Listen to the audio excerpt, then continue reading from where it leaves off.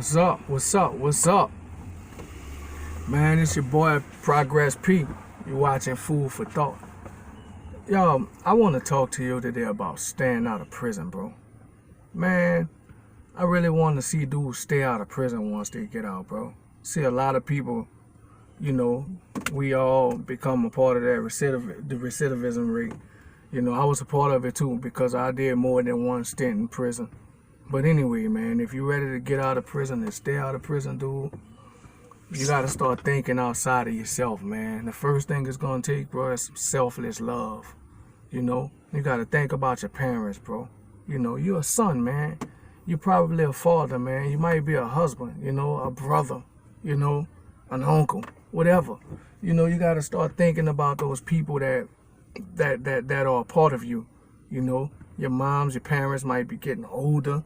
They might need somebody around to cut the grass or something, to fix things or whatever, man. Your parents are older. They might not know anything about electrical or air conditioning. They call those companies over to the house to come and repair something, and the companies, those guys will tell them anything is wrong and charge them an arm and a leg, charge them money that they don't even have, dude, just to keep them some cool air in the house. But anyway, that can happen to your parents because you're not there. You might have daughters out here. You might have had friends before you left that used to call your daughters and your sons their nieces and nephews. They used to, oh, come here, baby, come see Uncle D, or come see Uncle Nook, or whatever the case may be. But you've been going to jail for so long, your daughters are growing up without you, and, they're starting to get fined. And now, the same guys that was looking at your kids as their nieces and nephews are starting to look at them like sex objects now. They're starting to get that lust in their eyes when they look at your kids no more. Now it's, oh, she could get it. You know what I'm saying, bro? Guys be on some evil shit, man, and you got to be there to protect your family, bro. That's important, bro. You got to be there. Man, your wife might be out here struggling without you. You know what I'm saying? She might not be able to pay those bills by herself. You might have been the breadwinner before you left. And, like when you go to jail, her whole way of life just changed. It just changed. You're not there anymore. So now she's trying to take care of the bulk of what you were taking care of, and maybe still trying to look out for you too. And she probably can't do it. Then you get to jail and you're bitter about it. Oh, she couldn't do this for me, or she couldn't do that for me. Well, she couldn't do it before you left her, dude. So that's some things you got to think about, man. Think outside of yourself, bro. It's going to take education. Dude, education is so important, bro. It's just important, period, man. Education is a major part of life, man. You don't have some education, bro, you will get left behind on every level. Man, just imagine taking your mom to the doctor, bro. And the doctor's trying to explain to you what's going on with your mom or whatever, and he's trying to explain to you the things that you need to do, to keep her healthy. And you can't comprehend any of that because you haven't mastered the English language. And you're an American-born citizen and you haven't mastered the one language that you speak. Man, that's ridiculous, man. Pick up a book, bro. Pick up a book, bro. Man, you got to be able to talk to all different cultures, man. You got to be able to speak to people. People got to be able to understand you, man. You can't just walk around talking one way, that one way of talking, rah, rah, rah, was him, rah, rah, rah, man, you can't do that shit with it. Man, everybody won't respond to that, dude. Everybody won't respond to that. So you got to be able to talk. You got to have some measure of intelligence, bro, So, and another thing, too, that's very important, bro. If you go in that courtroom and you got to speak to that judge for yourself, having some measure of intelligence just might save you to some degree. You know what I'm saying? People appreciate that, man. You can't just be walking around like some uneducated savage like you have, because it'll look real hopeless. When somebody's considering giving you a second chance for something, bro, and you have no intellect whatsoever, you just out here like a caveman, dude, man, they won't feel sympathy for you, dude. They'll be, you're a lost cause. You get the point. So, another thing, bro, humility. Now, humility could have been at the top of the list. You know, humility is very important. That's a major key. You really have to humble yourself, dude. Especially if you've been somebody on the streets at one time. You know, and when I say if you've been somebody on the streets, you didn't have to be Freeway Rick Ross. You didn't have to have 10 bricks, 20 bricks. You know what I'm saying? You didn't have to be John Gotti or Frank Lucas.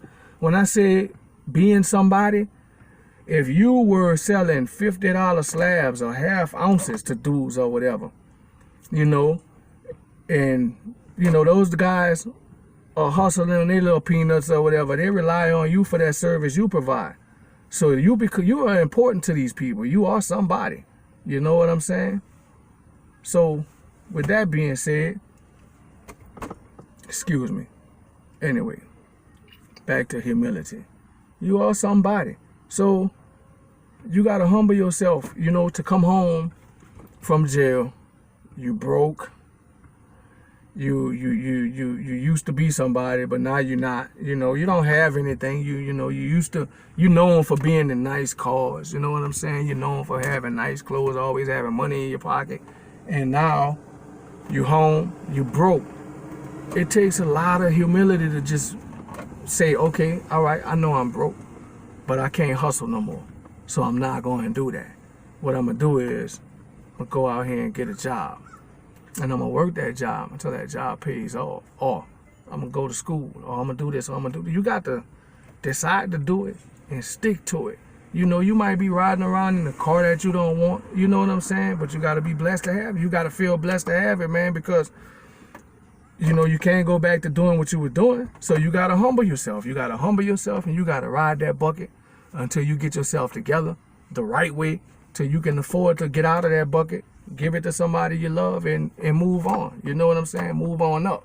You feel me? So, you know, another thing too is it's going to take a lot of humbling yourself, because, okay, when you get ready to go hunting for a job or hunting for any kind of opportunity whatsoever, it doesn't have to just be a job. It could be any opportunity, you know.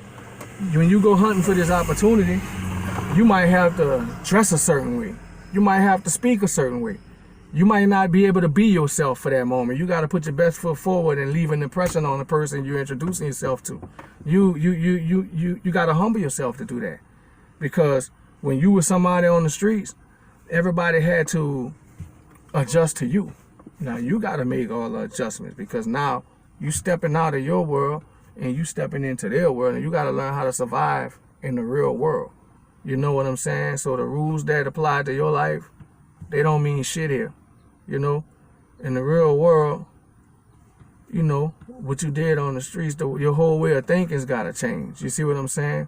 And another thing, let's say you go to school, or you do find a new job, or you find a new career track, or whatever. You get on a nice path and you learning the trade, or you learning from anything it could be.